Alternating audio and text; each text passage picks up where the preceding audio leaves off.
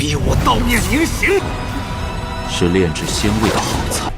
我便要完成先祖的遗愿。是梅花18禁，但若能获此剑之机缘。Hello សួស្តីអ្នកនរគ្នាបាទយើងវិលត្រឡប់ជួបគ្នាទៅជាមួយនៅរឿងគុជអមតៈទីនេះនៅក្នុងឆតភាគទី149បន្តទៀតពីនេះដែរគឺល្អមើលខ្លាំងមែនទែនដែរទូអង្គឯងវងលឿនរបស់យើងបានជួបជាមួយនឹងទូអង្គជើងខ្លាំងម្នាក់គាត់មានឈ្មោះថាស៊ូ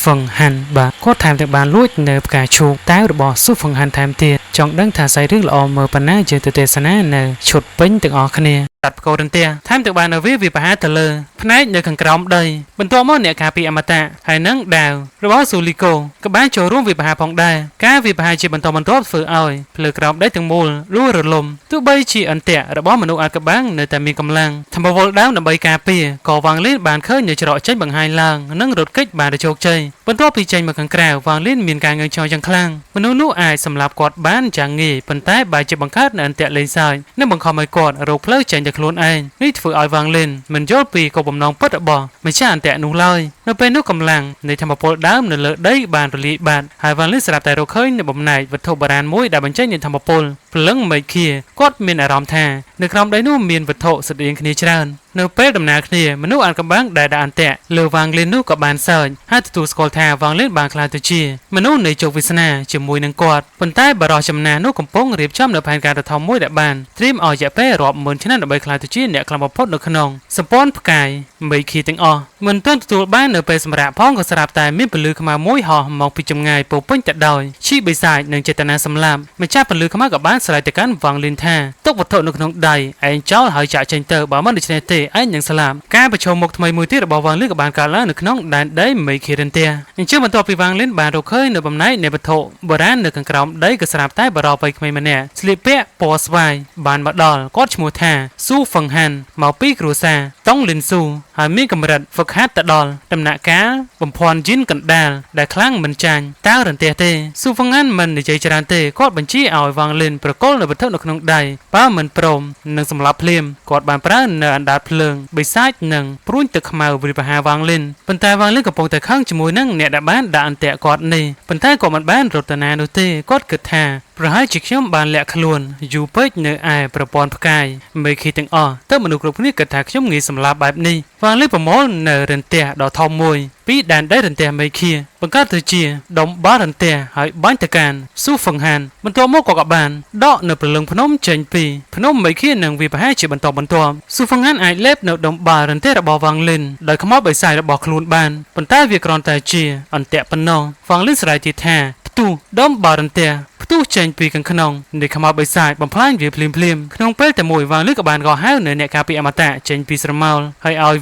វាមួយដៃពេញកម្លាំងការវានេះខ្លាំងរហូតធ្វើឲ្យស៊ូវ៉ាងហានមានអារម្មណ៍ថាបើសិនជាគាត់មិនគេចនោះទេអាចជាត្រូវស្លាប់ស៊ូវ៉ាងហានបញ្ញាប្រើប្រាស់នៅបច្ចេកទេសសម្ងាត់រនាំងនៃតុងលិននិងបានបញ្ចេញនៅឈីមអេសិនដើម្បីការពារខ្លួនទោះជាយ៉ាងណាគាត់នៅតែត្រូវបាញ់ផ្លោងទៅលើដីយ៉ាងខ្លាំងនិងរងរបួសពេលនោះស៊ូវ៉ាងហានចាប់ផ្ដើមនិយាយដោយភ្ញាក់ផ្អើលថាក្នុងរយៈពេល5000ឆ្នាំឯងគឺជាមនុស្សដំបូងដែលអាចបង្ខំឲ្យយើងធ្លាក់នៅក្នុងស្ថានភាពបែបនេះនៅក្នុងចំពោះនេះដែរបង្ហាញឲ្យឃើញថាទោះបីជាវ៉ាងលិនស្ថិតនៅក្នុងសោយរីកំពុងដំណាក់កាលចុងក្រោយក៏ដោយតែកម្លាំងពិតរបស់គាត់គឺអាចប្រយុទ្ធជាមួយនឹងអ្នកកម្រិតដំណាក់កាលយិនបំភាន់ថែមទាំងធ្វើឲ្យសត្រូវខ្លាំងចាប់ផ្ដើមភ័យញ័រខ្លួនបន្ទាប់ពីរងរបួសពីការវិបហារបស់អ្នកការពារស៊ូហ្វឹងហានខឹងយ៉ាងខ្លាំងគាត់មិនខ្វល់ពីបំណែកវត្ថុបុរាណតទៅទៀតនោះទេហើយគាត់ចង់សម្លាប់វ៉ាងលិនតែមួយគត់ស៊ូហ្វឹងហានគិតថាវ៉ាងលិនមិនមែនជាអ្នកហ្វឹកហាត់នៅអាសានដៀងកំពូលធម្មតានោះទេគាត់សន្និដ្ឋានថាវ៉ាងលិនប្រហែលជាអ្នកកម្រិតទី2ម្នាក់ដែលរងរបួសធ្ងន់ហើយធ្លាក់ឈាមមកកាន់អាសានដៀងកំពូលតែប៉ុណ្ណោះបន្ទាប់មកស៊ូហ្វឹងហានក៏បានប្រើប្រាស់នៅ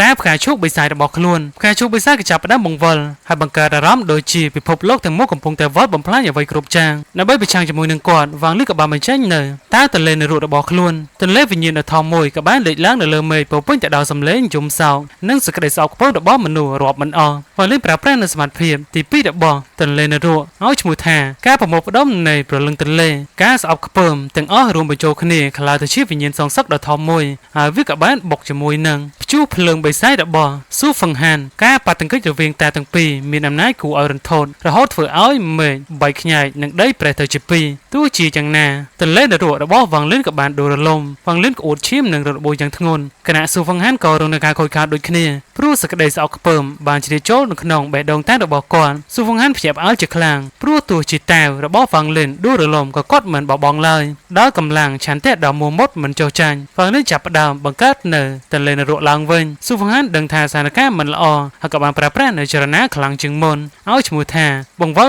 100នៃផ្កាឈូកបិសាចប៉ុន្តែវ៉ាងលិនមិនបានដកថយទេទន្លេនរកបញ្ចេញនូវកម្លាំងទាញដ៏ខ្លាំងតែសូម្បីតែផ្កាឈូកបិសាចក៏ចាប់ផ្ដើមបង្វិលយឺតឃើញឱកាសនេះស៊ូហ្វឹងហានព្យាយាមអង្គុយនៅលើផ្កាឈូកបិសាចដើម្បីគ្រប់គ្រងវាឡើងវិញប៉ុន្តែវ៉ាងលិនបានវិវហាភ្លាមដោយប្រើប្រាស់នៅរំពាត់កម្មឬក៏ភាសាចិនគេហៅថារំពាត់ខុនលីនឹងឯងរំពាត់កម្មនោះមិនបានវាទៅលើរាងកាយនោះទេប៉ុន្តែវាបានវាទៅលើកម្មហើយនឹងបេះដូងតារបស់សត្រូវភ្លាមនោះស៊ូហ្វឹងហានញ័រខ្លួនមុខស្លេកនិងបញ្ឈប់ចរណាវ៉ាងលិនសង្កេតឃើញអ្វីមួយសំខាន់បេះដូងតារបស់គាត់មានចំណុចខ្សោយឃើញចំណុចខ្សោយរបស់សត្រូវវ៉ាងលិនមិនស្ទាក់ស្ទើរនោះទេក៏ចាប់ផ្ដើមផ្ដាច់ជីវិតរបស់សត្រូវចុងក្រោយតែម្ដងពេលដែលខ្សែតៃកម្មវាទៅលើរាងកាយរបស់ស៊ូហ្វឹងហានគាត់មានអារម្មណ៍ថាត្រជាក់ស្រាវពេញខ្លួនភ្លាមគំនិតដ៏ច្បុកច្បល់ទាំងអស់នៅក្នុងចិត្តរបស់គាត់បានផ្ទុះឡើងដូចជាទឹកបាក់ទំនប់ហើយក្លាយទៅជាភាពវឹកវរមួយនៅក្នុងខ្លួនដែលធ្វើឲ្យគាត់មានអារម្មណ៍ដូចជារាងកាយត្រូវបានហើយទៅជាបំណែកជំហានរបស់គាត់បានថយចុះដោយមិនដឹងខ្លួនហើយសូម្បីតែបេះដូងតារបស់គាត់ក៏ចាប់ផ្ដើមមិនស្ថិតថេរផងដែរ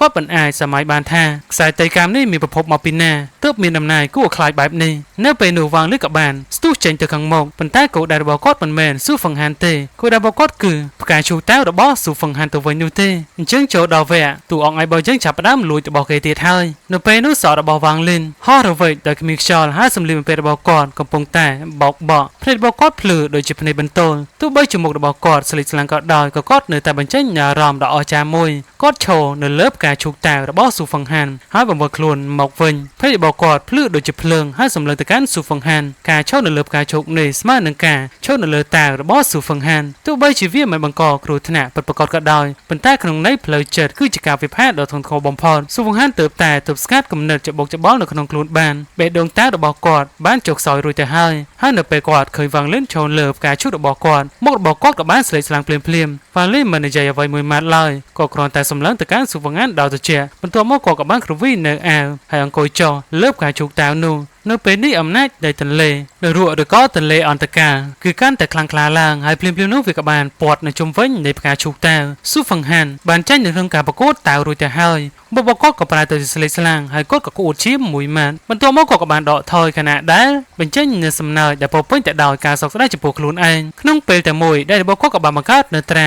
ហើយធម្មពលដើមទាំងអស់នៅក្នុងរាងកាយក៏បានប្រមូលផ្ដុំទៅលើដៃរបស់គាត់ខ្ញុំមាននៅវីតាមីនដើមមួយទៀតឲ្យឈ្មោះថាតម្រងដើមនៃអតិថិបិសាចមុខរបស់ស៊ូហ្វឹងហានបានក្លាយទៅជាកោខើគាត់ស្អប់សត្រូវម្នាក់នេះដែលសំបីតែឈ្មោះក៏មិនស្គាល់គឺស្អប់វ៉ាងលិនដល់ឆ្អឹងតែម្ដងធម្មពលដើមបានប្រមូលផ្ដុំគ្នាហើយដាល់ភ្លើងបិសាចពណ៌ខ្មៅមួយក៏បានលេចឡើងរវាងដៃរបស់គាត់អណ្ដាតភ្លើងនោះដូចជាទៀនមួយដែលមានបិសាចកំពុងតែតស៊ូនៅខាងក្នុងមួយបំពេញភ្នែកបន្ទាប់មកវាក៏បានស្រូបនៅធម្មពលដើមយ៉ាងច្រើនហើយពង្រីកខ្លួនយ៉ាងធំផ្សែងខ្មៅក្រាស់បានហូរចេញហើយបង្កើតទៅជារូបរាងនៃអារក្សមានស្នែងតែមួយអារម្មណ៍គ្រោះថ្នាក់ដ៏ខ្លាំងក្លាមួយក៏បានលេចឡើងនៅក្នុងចិត្តរបស់វ៉ាងលិនគាត់លោតចូលពីផ្កាឈូកហើយដាក់ដៃលើចន្លោះចិញ្ចើមរួចនឹងស្ទុះទៅរកអារក្សនោះល្បឿនរបស់គាត់លឿនខ្លាំងណាស់ផ្នែកទី3នៅចន្លោះចិញ្ចើមរបស់គាត់ក៏បានបើកឡើងហើយបញ្ចេញនូវពន្លឺក្រហមដ៏ខ្លាំងមួយនៅពេលនោះអារក្សក៏បានបញ្ចេញនូវសម្រែងហើយលេបស៊ូហ្វឹងហានចូលទៅក្នុងខ្លួនរបស់វាបន្ទាប់មកវាក៏បានសម្លឹងទៅកាន់វ៉ាងលិនហើយស្ទុះមកវាប្រហារក្រញាំរបស់វាក៏បានហែកនៅលំហបង្កើតសំឡេងស្រែកដ៏មោះមុតពេលនោះវ៉ាងលិនក៏បានចង្អុលដៃហើយស្រែកថាឈប់វីតាមីនឈប់បានធ្លាក់ចុះពិភពលោកទាំងមូលហាក់ដូចជាឈប់ដំណើរការមួយភ្លែនទោះបីជាអារក្សបានងើបឡើងភ្លាមក៏ដោយ